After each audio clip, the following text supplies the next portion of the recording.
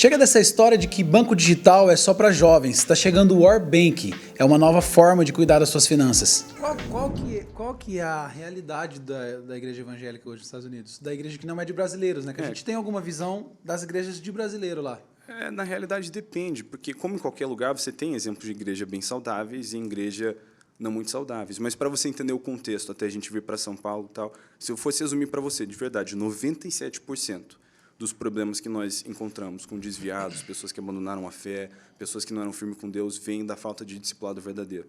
Então, tipo assim, inclusive elas de você dar o exemplo, né? Então, o que eu mais conheci, cara, é gente que cresceu num lar cristão, né, com pais cristãos que forçavam os filhos a ir para a igreja, tudo, mas não tiveram bons casamentos, mas não tinham um relacionamento com o Senhor. Então, você vê eu sinto hoje assim muita aquela revolta contra a hipocrisia cristã, que de fato é revoltante, né? Um dos jeitos que eu mais evangelizava lá é quando a galera começava, né, a falar não, porque crente, hipócrita, isso, aquilo, eu falo, cara, você pensa muito parecido com Jesus. Aí eu começava a mostrar como você Jesus ganhava o cara. o que Jesus pensava de hipocrisia, né, dos fariseus e de você fazer a coisa certa do jeito errado, tal. O cara, nossa, eu não sabia que Jesus pensava assim. Então, eu falei, para alguns desviados eu falava, você está entendendo a coisa melhor do que essa pessoa aí que você está falando. Então assim, então volta e vai lá. Então, cara, foi trabalhado, foi um trabalho assim que eu sou muito grato, né? Porque é uma oração que eu sempre faço, uma oração que eu sempre pedi, até por estar nesse lugar, parece que a galera espera, né, como você falou, que eu seja um HDzinho, o filho do HDzão, entendeu? Então, tem essa coisa, mas eu acho que lá foi massa. O Cristianinho Ronaldo lá, o robozinho. O robozinho. Porque lá eu tive uma experiência diferente, entendeu? Na igreja que eu cresci, eu era o filho do Luciano. Lá, não. Lá eu tive que ganhar moral com os pais. Isso é muito legal. Teve pai que eu tive que ganhar moral por, tipo, um ano inteiro para poder dar carona pro filho para a igreja, entendeu? Sério? Então, assim, foi uma experiência que eu precisava. Então, cara, a gente fala, né, Deus, seus caminhos são mais altos, são mais perfeitos, são melhores do que os meus. Só que daí, quando Deus joga o caminho diferente, a gente reclama que não é como a gente imagina, né? Mas foi exatamente, cara, o que eu precisava. Foi um tempo bom. Acho que eu tive crise no começo, assim, toda semana eu tinha aquele momento de chorar, dizer, Deus, o que eu estou fazendo aqui, né? Por que estamos aqui? Rolou? Rolou muito, cara. Assim, rolou toda semana no começo. Porque, assim, às vezes você caminhar com Deus, você sabe o que você tem que fazer. A crise não é do que eu tenho que fazer. A crise é do porquê. Porque, às vezes, eu sei o que eu preciso fazer, mas eu não consigo entender porquê. Uhum.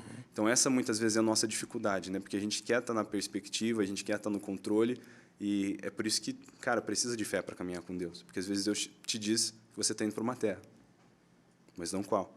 Quando Deus falou para a gente que a gente ia ficar nos Estados Unidos, que foi uma parada muito difícil para a gente, porque a gente queria voltar. Estava doido pelo que a igreja está vivendo aqui, tudo. Aí ele falou, vocês vão ficar mais um tempinho. Cara, o tempinho acabou comigo. Um tempinho quanto? Mais um ano, mais 3, mais 9. Então, assim, foi um tempo que eu tive muita crise, cara. Mas essas crises fazem a gente crescer, né? Uhum. Então, assim, acho que muitos de nós, eu olhava no começo para esse tempo a mais que a gente ficou nos Estados Unidos quase como uma prisão, assim, né? A minha oração, às vezes, Deus, por quê? Me tira daqui e tal. E essa oração de Deus me tira daqui revela muita imaturidade. Porque a oração nunca deve ser Deus me tira daqui. Entendeu? Você olha para um cara que nem José. E José, para mim, é o cara na Bíblia para falar de estações. Então, ele está lá, ele vai para uma terra, né, sofre uma grande justiça, vai para uma terra diferente, e daí ele começa a se dar bem nessa terra. Mas, no meio de tudo que ele construiu, tudo é desconstruído, e ele vai para a prisão. Mas a prisão foi uma parte essencial, cara, da formação de José, entendeu? Então, eu imagino que José, lá na prisão, podia ter aquela de Deus, me tira daqui, né? O que eu estou fazendo aqui? Mas a oração, cara, de alguém que anda assim com o Espírito Santo é, Deus, por que eu estou aqui? Porque lá na prisão, Deus estava fazendo algo com a prisão e com José.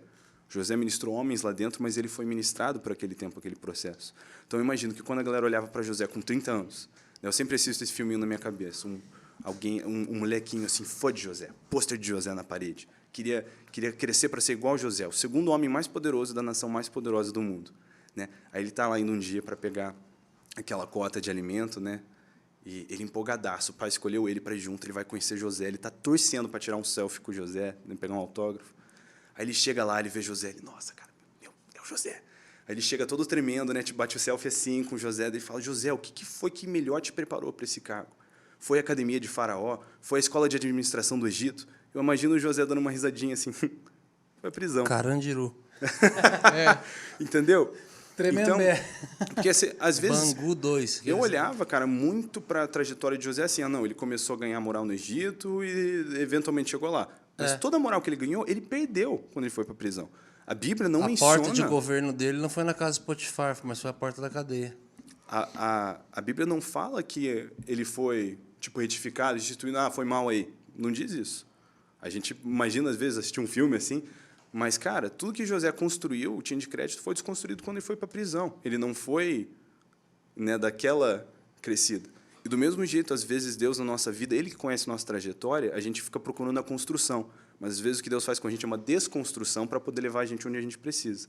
Né? Então, no começo, a minha oração era muito, nossa, Deus, o que estou fazendo aqui? Até eu começar a fazer uma oração um pouquinho mais certa de Deus, o que você quer fazer aqui? Né? Porque se a sua vontade é boa, perfeita, agradável, os seus caminhos são mais altos, eu quero caminhar neles, não adianta eu ficar de revolta. Eu acho que tem muita gente que fica presa em temporadas na vida porque tem essa dificuldade de aceitar o processo. O processo que é bom, né, que faz bem para a gente. Mas, então, Tulsa foi meio que a minha prisão.